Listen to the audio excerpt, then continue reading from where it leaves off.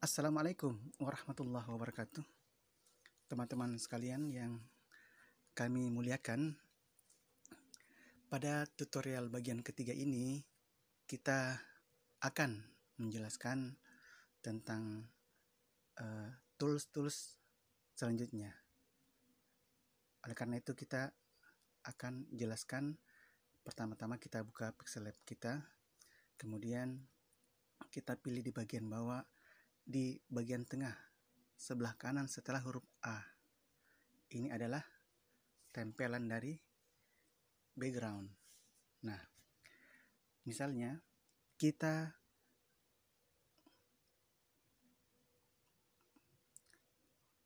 membuka shape seperti ini, maka ini adalah tempelan.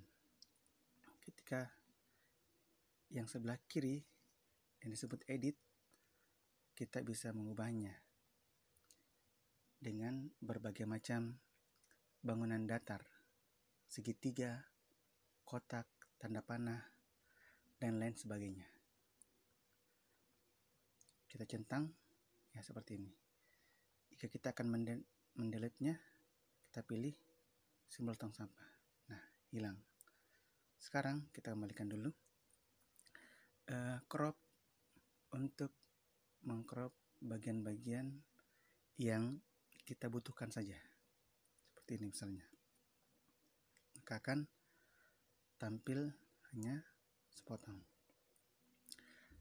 Mengcopy untuk shapes ini adalah kita sering gunakan ketika mendesain suatu project kita. Begitu juga ketika tools to front atau to back, maka ini sangat berguna nantinya. Maka kita memilih to front dan to back ketika membuat suatu gambar atau hiasan.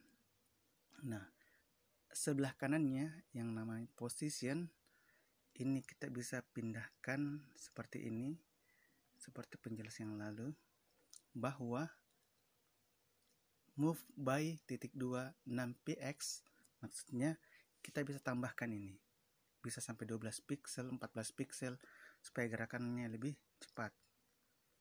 Ketika kita turunkan menjadi 1 pixel, maka gerakannya pun semakin lambat. Ini sangat kita butuhkan nanti untuk mendesain suatu project. Centang bila sudah sesuai posisi. Begitu juga relative position, ini sangat penting untuk merapikan setiap objek-objek. Kita bisa memposisikan di bagian tengah atau di bagian-bagian yang kita sangat butuhkan. Nah, kita hapus dulu satu, kemudian kita hapus dia ini, kita aktifkan kembali shapes ini. Nah, sekarang simbol relative size untuk mengecilkan atau membesarkan suatu bentuk bidang di project kita. Kita centang color. Di sini kita centang enable agar kita bisa merubah dari warna apapun yang kita inginkan. Seperti ini. Centang OK, maka akan tampil. Begitu juga di tools yang bernama texture, kita bisa memasukkan gambar-gambar sesuai keinginan kita. Contoh dari galeri misalnya, kita bisa memasukkan apa saja yang akan kita masukkan. Nah, enable, maka gambar tersebut akan muncul. Nah, seperti ini akan muncul dalam gambar, dengan syarat gambar itu tidak boleh diberi warna terlebih dahulu, atau di simbol color enable-nya dimatikan. Seperti itu. Opacity adalah untuk memudarkan sesuai berapa persen yang kita inginkan. Centang bilah sudah. Adapun color ini adalah hue. Ini tidak aktif karena kita telah mengaktifkan dari tekstur. Makanya kita harus enablekan dulu agar hue-nya warnanya berfungsi.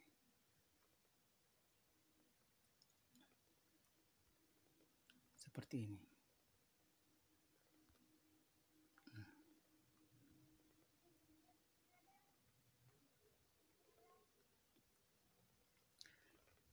Selanjutnya ada stroke, yaitu tebalan sisi.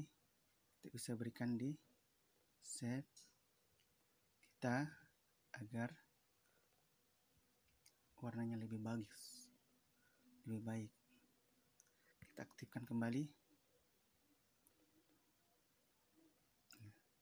Eraser berguna untuk menghapus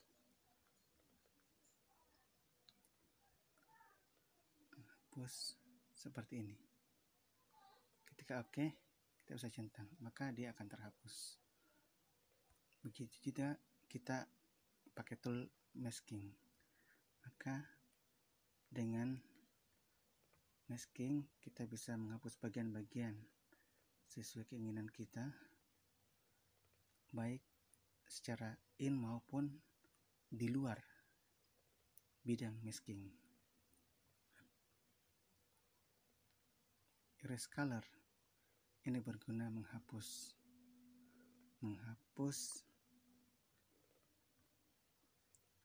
warna yang kita inginkan. Seperti itu.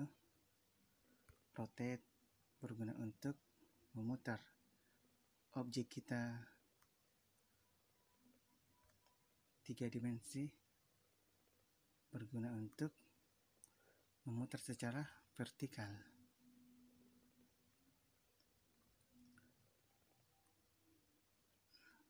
Ini adalah 3D shape, perspektif ketika kita ingin membuat dari sudut-sudut, perspektif dari pekerjaan kita. Juga shadow seperti ini kita bisa mengubahnya setiap bidang. Kita bisa memberikan shadow sama seperti huruf-huruf agar lebih terlihat baik dan cocok ketika kita melakukan project desain.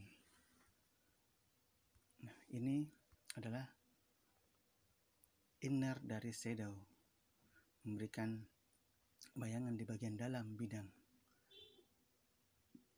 Ini sangat berguna sekali ketika kita akan mendesain, belajar desain. Dan yang terakhir adalah ini adalah emboss, membuat huruf atau shape bentuk menjadi tampak lebih alami sesuai dengan intensity cahaya, ambient light, specular hardness, dan bevel, ketebalan, centang untuk mengajarkan.